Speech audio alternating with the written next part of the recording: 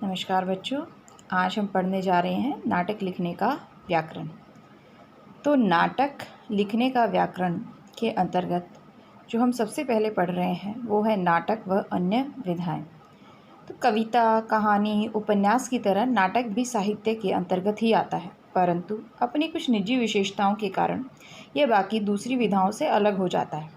भारतीय परंपरा में नाटक को दृश्य काव्य की संख्या दी गई है। नाटक की विशेषता यह है कि यह लिखित रूप से दृश्यता की तरफ जाता है। बाकी विधाएं केवल एक आयामी होती है ना, लिखित होती हैं, लिखित रूप में ही रह जाती हैं। अतः कहा जा सकता है कि बाकी विधाएं पढ़ने सुनने तक की यात्रा करती है, जबकि नाटक पढ़ने सुनने के साथ साथ देखने के तत्व को भी अपने में सम्माहित किए हुए है।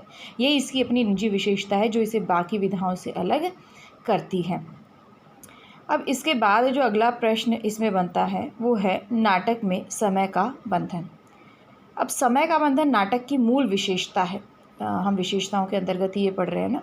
तो नाटक में समय का बंधन मूल विशेषता है उसकी। यह अपना पूरा असर नाटक लेखन पर डालता है, क्योंकि नाटक वर्तमान मंच पर खेला जाता है, यानी कि सबके समक्ष खेला जाता है, सबके सामने खेला जाता है, उसी समय होता है।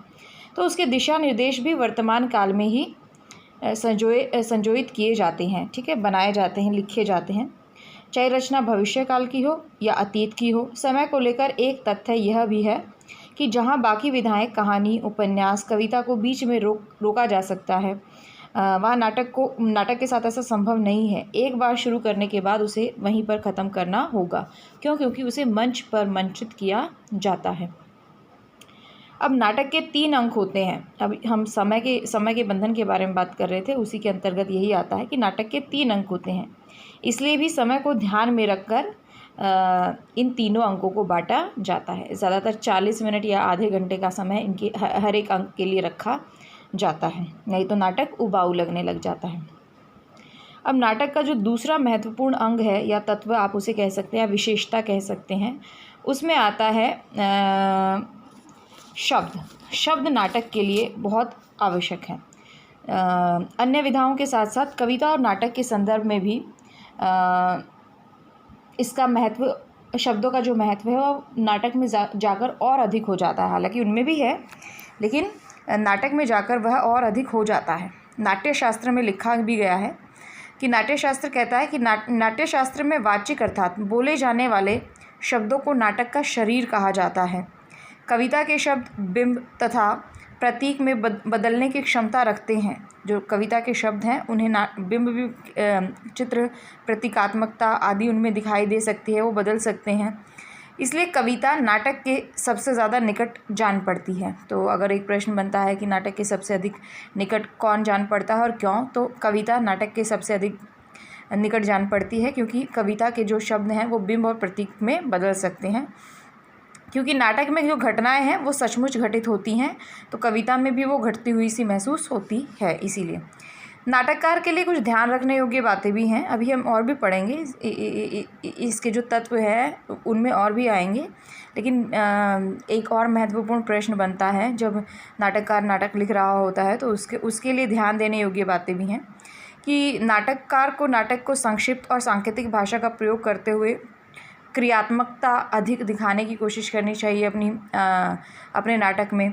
शब्दों में दृश्य बनाने की क्षमता हो तो इस प्रकार के शब्दों का प्रयोग किया जाना चाहिए जो व्यंजना की तरफ ले जाने की शक्ति रखते हों। नाटक में मौन, अंधकार, ध्वनि, प्रभाव आदि का उचित ध्यान रखा जाए, जो कई पृष्ठों का काम कर जाते हैं, ठीक है। एक लंबा मौन या गुप्त शांति जिसे कह सकते हैं, अंधकार है और एक जगह रोशनी जल रही है, तो वो अपने आप में बहुत कुछ कहते हैं, तो इनका भी ध्यान रखना चाहिए। अब नाटक के लिए जो तीसरी प्रमुख वस्तु है वो है उसका कथ्य या कहानी। तो कहानी ऐसी होनी चाहिए जो लोगों का ध्यान आकर्षित करे, ठीक है। तो कहानी को जो नाटककार है उसको इस बात का भी ध्यान रखना चाहिए कि कहानी को लिखते हुए वह किस फॉर्म में उस कहानी को लिखना चाहता है, किस संरचना में पिरोना चाहता है, तो उसका उसे ध्यान रखना चाहिए। उसकी संरचना किस प्रकार की होगी ये उसे ध्यान रखना चाहिए। फिर नाटककार को शिल्प और संरचना की जानकारी होनी चाहिए। नाटक के इस प्रकार लिखा जाए कि वह मंच पर मंचित करने योग्य हो, तो ये सारी चीज़ें उसको पता होनी चाहिए। कहानी इस प्रकार की होनी चाहिए कि उस कहानी को किस शिल्प में पिरोना है, ये नाटककार को पता हो। फिर उस कहानी की संरचना कैसी होगी, ये उसे पता होना चाहिए।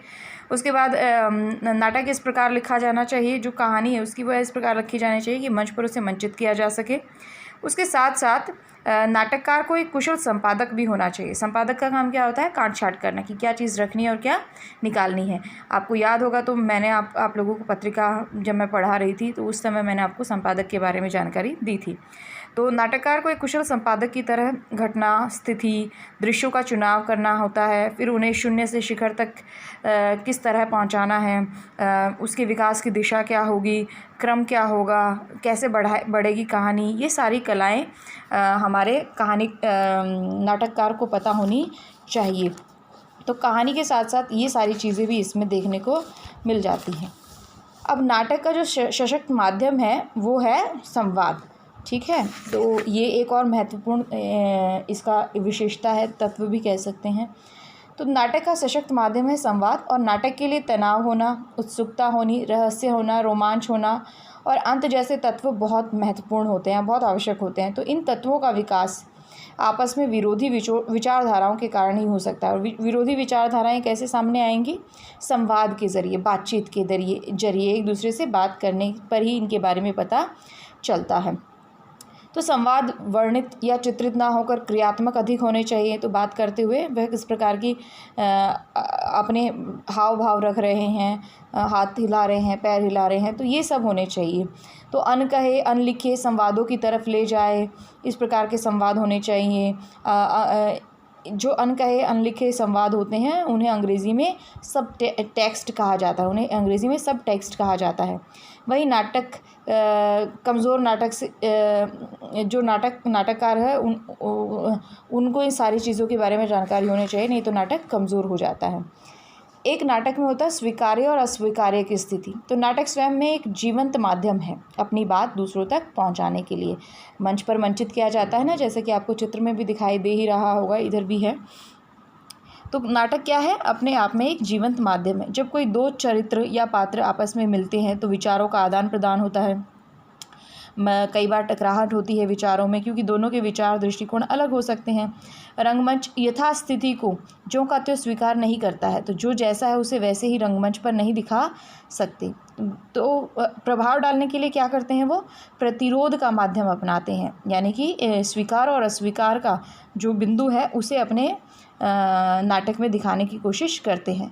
तो जो नाटक वर्तमान परिस्थिति के झटपटाहट को दिखा रहे होते हैं, प्रतिरोध को दिखा रहे होते हैं, अस्वीकार जैसे नकारात्मक चीज़ों को दिखा रहे हैं या उनसे भरा हुआ है, उन तत्वों से भरा हुआ है, वह नाटक उतना ही सशक्त कहा जाता है, अच्छा और गहरा कहा जाता है, कहलाता है। ठीक है, और ऐसे नाटकों के उदाहरण में अंधा युग आ सकता है, तुगलक आदि नाटक इसी श्रेणी के अंतर्गत आते हैं, जो स्वीकार और अस्वीकार की स्थिति को दर्शाते हैं कि किस स्थिति को स्वीकार करना है और किसे नहीं, और उस स्थिति के प्रति लोगों में जागरूकता कैसे आ सकती है। तो वो प्रतिरोध के माध्यम से, अस्वीकार या नकारात्मक तत्वों के माध्यम से अपना प्रभाव छोड़ने की कोशिश करते हैं।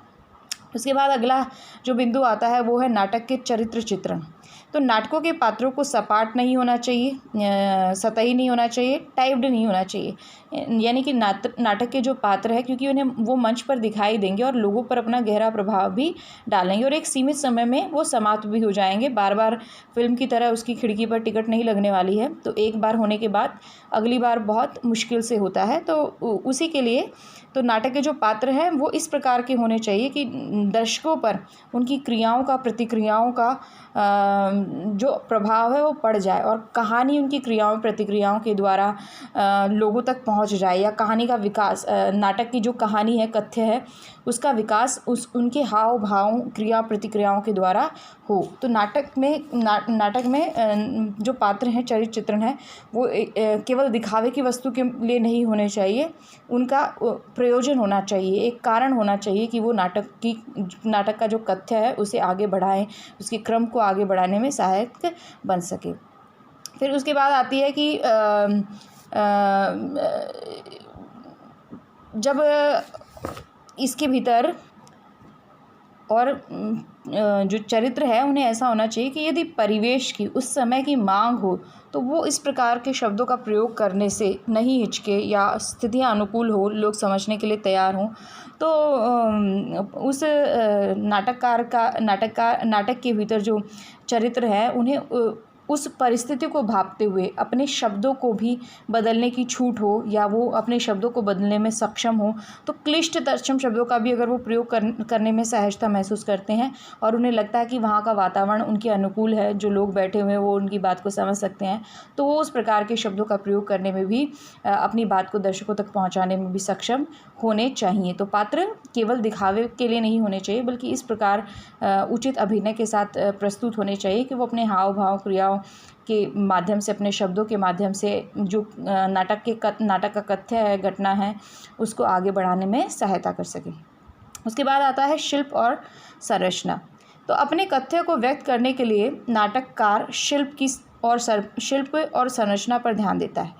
तो कि शिल्प की दृष्टि से स्वपनवासवदत्ता, अभिज्ञान शाकुंतलम, ये नाटक हैं, संस्कृत के नाटक हैं। तो ये एक शिल्प, इनका एक तरीका है, लिखने का एक ढंग है, इनका जो शिल्प है उससे चाहे तो आज के नाटककार देख करके अपने नाटक को बना सकते हैं। ये लोक नाटक कहे जाते हैं। तो लोक नाटकों का ये एक फार्म है, तो यहाँ से वो जो चाहे यहाँ से उठाकर अपने नाटकों में भर सकते हैं।